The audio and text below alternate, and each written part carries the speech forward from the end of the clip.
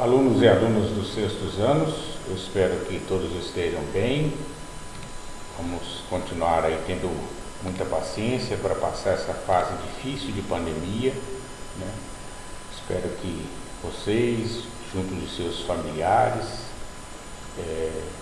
continuem se dando bem. Eu sei que é um momento difícil, mas a gente sabe que, apesar da demora, qualquer momento nós vamos normalizar tudo isso daí.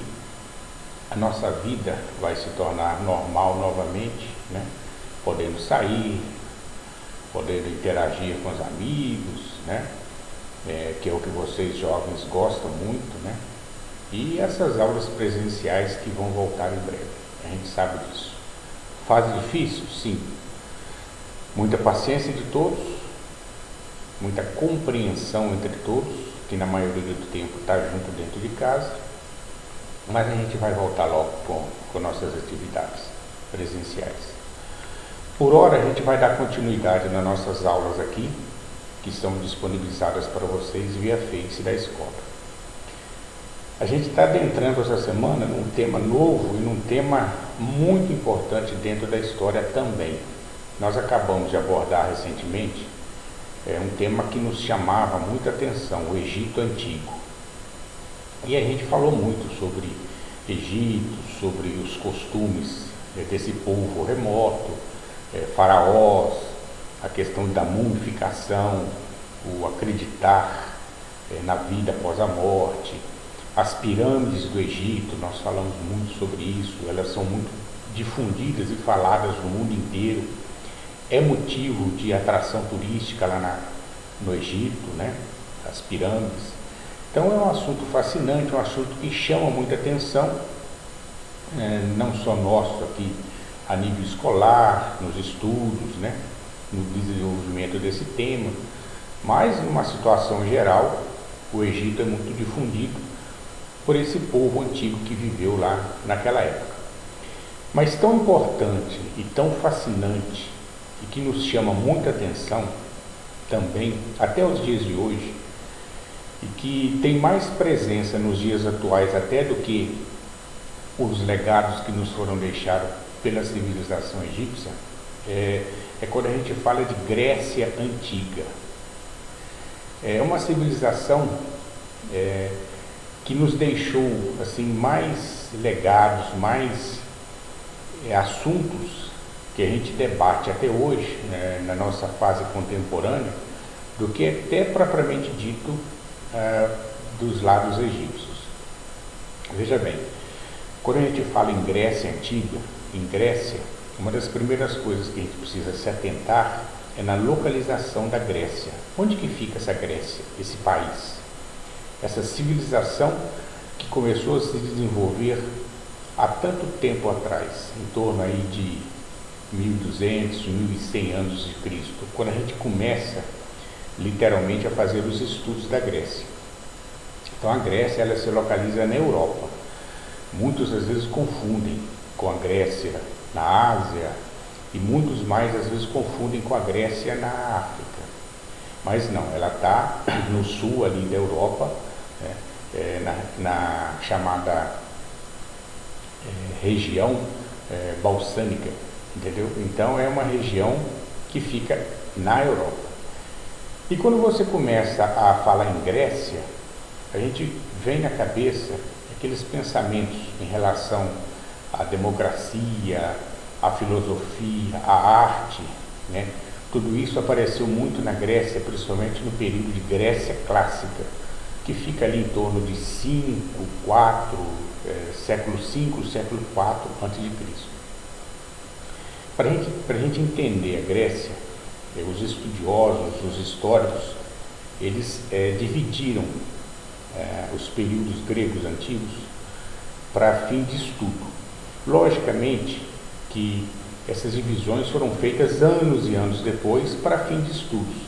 Cada fase, algum acontecimento importante, alguns fatos importantes que aconteceram em determinado período. Então ocorre essa divisão da Grécia para fins de estudo, mas não que, por exemplo, você tem uma fase e aí de um dia para o outro muda para outra fase. Não é assim que funciona, né? essas divisões que ocorrem para a questão de estudo, elas ocorrem anos e anos depois daquela fase que ocorreu, daquele momento lá da história, e serve para destacar que em alguns anos ocorreu tal situação, em alguns outros anos ocorreu uma outra determinada situação, e por aí vai. Então, o que a gente comenta inicialmente, que vocês têm que frisar, é essa localização da Grécia, conforme a gente já falou, que se relocaliza na região da Península Balcânica, ao sul do continente europeu, tá? Conforme vocês podem ver aí no início do texto de vocês, né? A Península Balcânica, ela é formada pelos países chamados balcânicos, como Eslovênia, Croácia, Bósnia, Herzegovina, Sérvia, Kosovo, Montenegro, Macedônia e outros. Então é importante que vocês tenham essa atenção na hora de definir a localização da Grécia, que é, portanto, na Península Balcânica, no sul do continente europeu. Vocês têm disponibilizados aí mapas, localizações para vocês visualizarem melhor, né? Lembrando que a ilha de Creta é uma ilha que tem abaixo aí da Grécia, do território grego, também pertence à Grécia. Então tudo isso compreende a Grécia, o território grego. Como que se forma, que povos formaram a Grécia? Então a gente está dizendo aí no texto, que vocês vão ter disponibilizados, que ainda num período de pré-história, os povos chamados pelasgos dominaram e povoaram aquela região, né? E depois a chegada de povos indo-europeus, por volta de 1700 a.C., chegaram até ali e se misturaram com esses pelasgos, né? Que são os povos aqueus, os eólios, os jônios e os dórios. No texto nosso está citando que a fusão da cultura desses povos, juntamente com as dos pelasgos, contribuiu para o surgimento de um idioma, o grego, né? Os povos que adotaram esse idioma passaram a ser chamados de helenos. Esses helenos eles se espalharam por todo o território em volta do mar Mediterrâneo. Então essa, basicamente, é a história de formação dos povos. Vocês têm um mapinha disponibilizado aí da chegada desses povos, né, que é a formação do povo grego, os jônios, os eólios, os dórios, os arcádios, que se juntaram aos pelasgos que já estavam nessa região desde um momento antes pré-histórico, há muito tempo, portanto. Tá? Então a formação da Grécia se inicia nesse momento. E para a questão, conforme eu disse para vocês, de estudo, a Grécia é dividida basicamente em 5 períodos. Tá? Isso para a questão de estudos. Nós temos o período pré-homérico, homérico, arcaico, clássico e helenístico. Tá bom? A gente tem disponibilizado para vocês um comentário, um trechinho sobre cada período que a gente vai falar aqui. O pré-homérico, ele ali inicia-se 1200, 1100 a.C., né? Que quando a gente estuda literalmente a Grécia, é um momento que a gente tem a formação ali dos primeiros povos, né?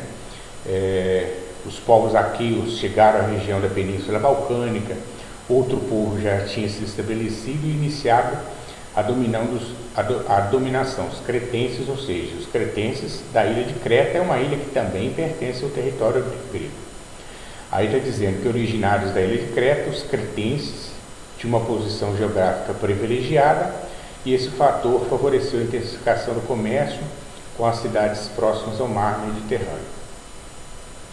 Aí está dizendo que os cretenses desenvolveram um sistema de escrita utilizado para controlar as práticas comerciais. Eles eram liderados pelos reis minos, né? E essas cidades, quem habitavam os gnossos em palácios luxuosos. Então, como sempre, aqueles reis, aquela minoria luxuosamente vivendo, com poderes, né? E uma grande maioria era servo desse rei. A partir do momento em que a gente destaca o período homérico, antes a gente falou do pré-homérico. O período homérico, ele basicamente é aquela fase em que muito se sabe desse período, que é proveniente das obras do poeta Homero, que viveu nesse período, que tem aí as obras Ilíada e Odisseia, que a gente vai comentar aí numa próxima oportunidade. Homero escreve mitologias, né? O que mitologias? São histórias fantasiosas, histórias muitas das vezes não reais, né? Então Homero homenageia esse período, né, chamado período homérico, em relação a esse escritor daquela época lá. Muitos dizem que inclusive esse Homero na verdade não existiu como pessoa física, como escritor, que é um nome dado ao momento da escrita, Homero, e não ao escritor. Há dúvidas, há controvérsias sobre isso, porque as suas duas obras principais, pelo que os historiadores puderam rever, tem uma diferença muito grande de período entre uma publicação e outra. Então há uma dúvida se realmente existiu o poeta Homero, ou se a denominação de Homero a esse período se deve ao estilo de escrita, entendeu? Escrita homérica, vamos dizer assim. Mas de qualquer forma, né, Homero escreveu duas obras importantes, que foram Ilíada e Odisseia, que chamam muita atenção até hoje. E depois a gente vem, inclusive, numa outra oportunidade, comentar sobre Odisseia. Só rapidamente para a gente comentar, a Ilíada ela narra a batalha da Guerra de Troia. Vocês devem ter ouvido falar muito da Guerra de Troia, o cavalo de Troia. Essa obra de Homero, ela fala sobre a batalha da Guerra de Troia, que ocorreu ali em torno de 1200 anos antes de Cristo, em que os gregos venceram os troianos. E a Odisseia narra as aventuras de Ulisses, que foi um dos heróis da guerra, na trajetória de volta para sua terra natal. Tá? Então, marca esse período o chamado período homérico. Então, pré-homérico, homérico. Depois nós vamos ter aí o chamado período arcaico, que é o crescimento dos gêneros no final do período homérico, que influenciou a formação das unidades políticas, mais conhecida como polis ou cidades-estados. Então, o período arcaico, ele começa aquela formação maior dos chamados gêneros, dos chamados povoamentos, das formações em maior quantidade, das vilas, vamos dizer assim, o que seria hoje, para depois formar as chamadas cidades-estados ou as polis, né, tão famosas na Grécia. Nós vamos destacar que nesse período nós tivemos o surgimento de duas cidades-estados, duas polis gregas mais famosas, além de outras que depois a gente pode citar. Nós temos Esparta e Atenas, as duas mais famosas, as duas mais faladas e as duas mais estudadas. Depois a gente vai ter uma aula comentando basicamente os tópicos principais de cada cidade, né? Esparta é conhecido como aquela cidade que foi o berço da democracia, né? Muita arte, muita filosofia, ali se desenvolveram, fizeram-se valer os princípios da filosofia, com Sócrates, com Platão, com Aristóteles, que a gente tanto estuda em história e outras disciplinas, como filosofia, até que eu estudei. Sócrates, na sequência Platão, que foi discípulo de Sócrates, depois Aristóteles, que foi discípulo de Platão. Os conceitos de filosofia que existem até hoje, os estudos de filosofia, basicamente todos estão centralizados nessas três figuras aí, Sócrates, Platão e Aristóteles. E antes deles ainda, nós tivemos os chamados filósofos pré-socráticos, que tinham uma outra linha de pensamento. Depois vem Sócrates, que marca toda essa história da filosofia. Então é a importância de Esparta. Tudo isso se desenvolveu muito, aliás, tudo isso se desenvolveu muito em Atenas, né? Atenas, que é considerada a capital da filosofia, e quando você vai ter aí também muitos estudos de desenvolvimento da arte, da política. Esse termo de política, essas questões de democracia, surgem nesse momento da Grécia Clássica, né? Grécia Clássica que fica aí compreendendo entre o século V, o século IV a.C., o século III, por ali. Durante esse tempo em que viveu Sócrates, Platão e Aristóteles. E a se destacar então Atenas, que foi uma cidade-estado importantíssima, e Esparta, que é uma cidade, a gente fala uma cidade militarizada. Ao contrário de Atenas, que não desenvolveu uma questão de democracia, o que chama a atenção aqui Esparta é seu alto poderio militar e um pensamento militarizado o tempo todo. Ou seja, as crianças já eram indicadas, já eram indiciadas a iniciar uma vida militar para defender seu território. Então consta assim, de acordo com os pesquisadores, com os historiadores, naqueles remanescentes vestígios de livros que conseguiram salvar das escritas da época, nas pesquisas que são feitas, né? Então dizem que já as crianças, por volta de 8, 10, 12 anos, elas eram iniciadas no exército para ter as primeiras noções de exército, porque era uma região, uma cidade que privilegiava, que prestigiava essa parte do exército, do militarismo, né? E a gente tem, nesse período clássico, então, o grande esplendor da Grécia, a fase mais estudada, a fase talvez mais importante dentro da Grécia. E depois nós temos, quando a Grécia começa a perder o seu poder para outros povos, né? Nós temos a Macedônia, que invade, alguns tempos depois, a Grécia, invadida por Alexandre, é conhecido como o imperador Alexandre o Grande. Ele invade a Grécia, domina e impõe um período chamado período helenístico. O período helenístico, ele recebe esse nome porque depois da invasão de Alexandre o Grande, que era macedônio, que veio da Macedônia, ele invade a Grécia, toda essa cultura grega, essa civilização grega que exalava filosofia, artes, ela começa a se expandir por toda a região, pelo mundo. Depois, inclusive, vocês vão ver que Alexandre conquista o Egito e outros territórios.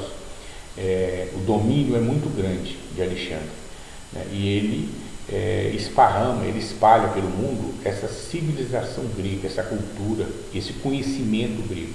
E a esse momento nós chamamos de período helenístico, ou seja, Grécia não tem mais aquele poderio das cidades-estados, elas têm um declínio muito grande, e cada cidade ela tinha o seu governo próprio, a sua independência, como teve também e outros povos na Mesopotâmia, quando a gente estudou, quando vai estudar, né? Aqui também as cidades-estados eram cidades independentes, com governos próprios, com leis próprias, né?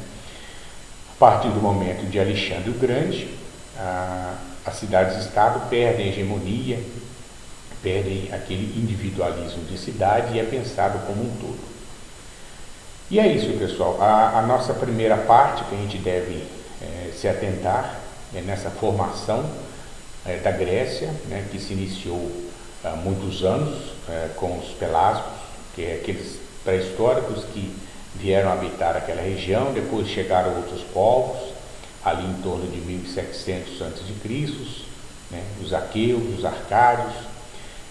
Depois eles se juntaram, aos poucos foram se desenvolvendo, foram crescendo essa população. E a história da Grécia a gente realmente começa a estudar na questão didática a partir de ali 1200 a.C., né, século XI, século XII, século X a.C. E essa divisão que a gente já viu para fins de estudos, para fins didáticos, né, o pré-homérico, o homérico, o arcaico, depois o clássico, que é o mais importante, o mais que se destaca. Depois nós temos a fase helenística, o período helenístico, que é quando a Grécia perde seu poder, as cidades-estados são invadidas por Alexandre o Grande, são dominadas por outro imperador, por outro reino, e aí a cultura grega começa a se expandir pelo mundo, é o chamado período helenístico. E lembrando sempre esse posicionamento, essa localização da Grécia, que é o sul da Europa, que vocês devem sempre se atentar, né? Quer dizer, a civilização grega, ela nos traz conceitos de desenvolvimento, de política, de filosofia e de artes, e que influenciou, logicamente, na formação cultural de vários outros povos. Tá bom, pessoal? É isso daí, esses primeiros conceitos a respeito da Grécia. A gente volta numa outra oportunidade para a próxima semana. destacando mais alguns pontos dessa civilização. A gente vai ver depois sobre essa obra de Homero, a Odisseia, né, que é a história de Ulisses, que volta para casa após a guerra. Nós vamos ver depois um pouco mais sobre Esparta e Atenas, destacando um pouquinho mais sobre as cidades, tá bom? E é isso daí, tá bom? A gente fica por aqui nessa semana. Eu espero que vocês fiquem bem, façam as suas leituras aí bem feitas, com muito cuidado, com muito capricho. E as perguntas ao final dos textos são perguntas simples, tranquilas de se responder. Importante que vocês estejam bem, né, junto de suas famílias. Eu desejo para vocês tudo de bom, boa sorte e até a próxima oportunidade. Um grande abraço e até lá, pessoal!